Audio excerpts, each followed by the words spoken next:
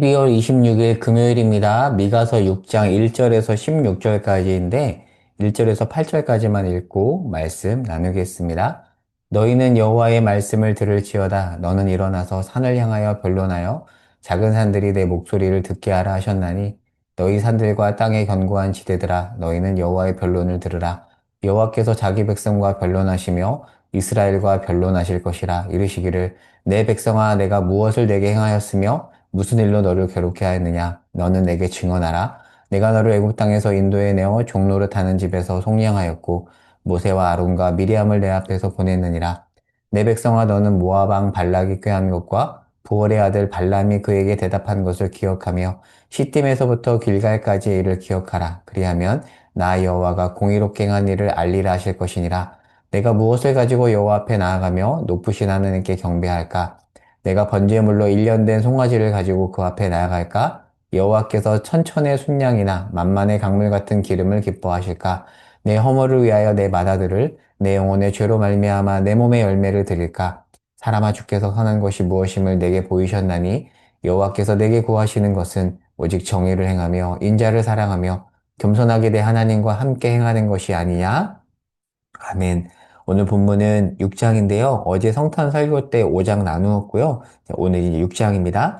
미가서를 1장부터 6장까지 큰 그림으로 그려볼게요. 그동안 계속 이 작업을 했었는데, 이제 여러분 외우시나요? 이렇게 큰 그림을 그리고 작은 그림으로 들어가야 이해가 원활합니다. 다시 한번 정리해 볼게요. 미가서 1장은 미가 선지자가 북이스라엘과 남유다를 향해서 심판을 예언하는 내용이고, 2장은 심판 이유에 대해서 나옵니다. 종교적인 이유가 아니라 사회적 공의가 실종되었기 때문에 사실 연결되죠. 종교적인 것과 사회적인 문제는 연결됩니다. 심판의 이유에 대해서 2장에서 기술하고 3장에서는 특별히 지도자들, 통치자 우두머리, 3장 1절에서 우두머리와 통치자라는 단어가 나오거든요. 지도자들의 죄를 지적하다가 4장, 5장에서는 갑자기 회복을 이야기합니다. 그러니까 미가는 심판 이후 회복까지 내다보는 것이죠. 그러니까 심판도 결국 회복을 위한 단계인 겁니다. 4장, 5장에서 회복을 이야기하고 5장에서 보면 그 유명한 말씀 베들레헴 에브라다야 그 말씀이 등장을 하죠. 그리고 오늘 본문 6장인데 다시 심판에 대해서 이야기합니다. 특별히 소송 변론에 관한 이야기가 나옵니다. 그러니까 소송 변론이라는 단어도 등장을 하는데요. 1절에서 5절은 하나님과 이스라엘의 소송하는 장면인데 1절, 2절을 보겠습니다. 1절, 2절에 보면 하나님이 내가 이스라엘과 소송하겠다고 하는데 세 번역으로 읽어볼게요. 세 번역. 그러니까 미가서는 제가 읽어보니까 개역 개정으로 읽으면 확 와닿지가 않습니다. 그래서 미가서를 제대로 이해하려면 쉽게 번역된 그리고 공인된 번역인 세 번역과 함께 보기를 추천을 드려요. 세 번역에 보면 1절, 2절이 이렇게 번역을 합니다. 내가 내 백성을 고발하고자 한다. 하나님이 이스라엘을 고발하는 거예요. 그런데 3절에 보면 이스라엘이 먼저 하나님을 향해서 고발했습니다. 그러니까 개역 개정에서는 변론이라는 단어가 나오는데요. 그러니까 이거를 잘못 이해하면 하나님이 이스라엘의 잘못을 변호해 준다는 뜻인가 아니에요. 그러니까 하나님이 이스라엘에게 먼저 고발당하고 그래서 자신을 변론합니다. 그리고 이제 역으로 이스라엘을 고발하는 내용이에요. 3절에 보면 이스라엘이 하나님을 향해서 이렇게 말합니다. 하나님, 우리를 괴롭게 했습니다. 그러자 그 이스라엘의 고발을 향해서 하나님이 뭐라고 그 이후에 답변을 하시죠? 야, 내가 너희를 애굽 땅에서부터 신실하게 인도했고 광야에서는 발락과 발람을 통해 너희가 어려움을 겪었을 때 내가 너희를 돕지 않았느냐? 하나님은 뭐라고 답변하시는 거죠? 이스라엘에 당신이 우리를 괴롭게 했습니까? 라는 그 이야기에 아니다. 라고 말하고 있는 것입니다. 그러면서 6절에서 8절에 보면 유명한 말씀이 나오죠. 내가 너에게 원하는 것이 무엇인지 아냐. 유명한 말씀이죠. 그것은 뭐죠? 사람들은 하나님이 뭔가 값비싼 재물, 이방신들처럼 어떤 많은 어떤 기름을 들이면 좋아한다고 생각했지만 하나님은 뭐라고 말하죠? 아니다. 너희가 아무리 예배를 잘 드린다고 해도 삶에서 정의를 행하며 인자를 사랑하며 겸손하게 하나님과 동행하지 않는다면 말짱 꽝이다. 미가서에서 가장 유명한 말씀, 정중앙에 있는 중요한 말씀이 6장 8절인데요. 다시 읽어볼까요?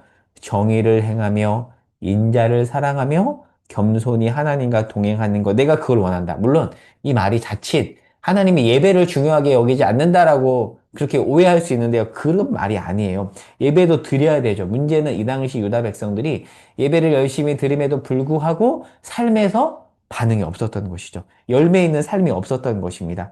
그들을 향한 질책입니다. 이어서 9절에서 16절에서 다시 남유다 백성들의 죄를 지적하는데 구체적으로 볼까요? 더 실감이 납니다. 이들이 예배 드리면서 지은 죄예요. 속여서 모은 보물을 가진 자예요. 속여서 착취해서 재산을 증축한 거죠. 가짜 저울. 저울을 가짜로 만들어서 속여서 재물을 착취하고요. 그리고 부자들이 그렇게 해서 돈을 축적했다라고 얘기합니다. 그들을 향해서 지금 미가가 치욕을 당할 것이다. 심판을 받을 것이다. 라고 말하고 미가가 이렇게 말하죠. 먹어도 배부르지 못할 것이며 씨를 뿌려도 거두지 못할 것이다. 너희는 완전히 멸망당하고 경멸받으며 치욕당할 것이다. 라고 세게 예언을 합니다. 이제 오늘 말씀을 정리하고 적용해 보죠. 누가 먼저 소송을 거죠?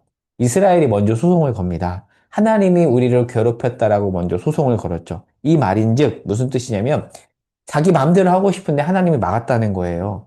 여러분 과연 그러합니까? 하나님은 우리를 괴롭히는 분이 아닙니다. 우리가 잘못된 길로 가고 있을 때 막는 거죠. 그게 괴롭히는 게 아닙니다. 결국 우리를 돕는 거죠. 그런데 이스라엘은 하나님이 우리를 괴롭게 했다라고 이야기하고 있습니다. 참 안타깝죠. 사실은 이 이스라엘은 자기들이 품어야 될 연약한 사람들을 괴롭혔는데 오히려 하나님이 우리를 괴롭혔다라고 적반하장으로 반응하고 있습니다. 안타깝죠? 오늘 말씀을 정리하면서 두 가지 적용을 나누겠습니다. 첫 번째, 하나님이 우리에게 원하는 것은 대단한 게 아니에요. 우리 삶에서 정의를 행하며, 정의를 행하고요. 그리고 인자를 사랑하며라고 되는데, 인자를 사랑한다는 여기서 말하는 인자가, 사람 인자가 아니라 kindness예요. to love kindness. 그러니까 삶에서 친절하게 대하는 거죠. 따뜻하게 대하는 거죠. 근데 그렇게 하지 않았던 거예요. 예배 드리고 험하게 군 거죠. 공의를 행하며 그리고 인자, 친절, to love kindness, 친절을 사랑하며 그리고 겸손하게 하나님과 동행하는 것. 그것을 하나님이 원하신대요. 오늘 하루 우리 하나님이 우리에게 원하시는 게 이거예요. 공의를 사랑하고 친절하게 행하고 겸손하게 그저 하나님과 동행하는 것. 하나님이 우리에게 원하시는 바입니다. 이 말씀대로 오늘 하루 살기를 바라고요. 두 번째, 하나님과 연약한 이웃을 괴롭히면서 오히려 하나님이 자기를 괴롭혔다라고 말하는 그 이스라엘 백성. 그들이 하나님을 또 고발했죠. 그들의 모습 속에 혹여나 우리의 모습이 있지 않은지, 이 패역한 모습이 우리의 모습이 아닌지 오늘 말씀에 비추어서 우리를 돌아볼 수 있기를 바랍니다. 기도하고 마치겠습니다. 하나님, 오늘 하루 삶에서 공의를 행하며 친절히 행하며 겸손히 하나님과 동행하게 하시고 패역한 남유다 백성의 모습 속에 우리의 모습이 있지 않은지도 돌아보게 하옵소서. 예수님의 이름으로 기도합니다. 아멘.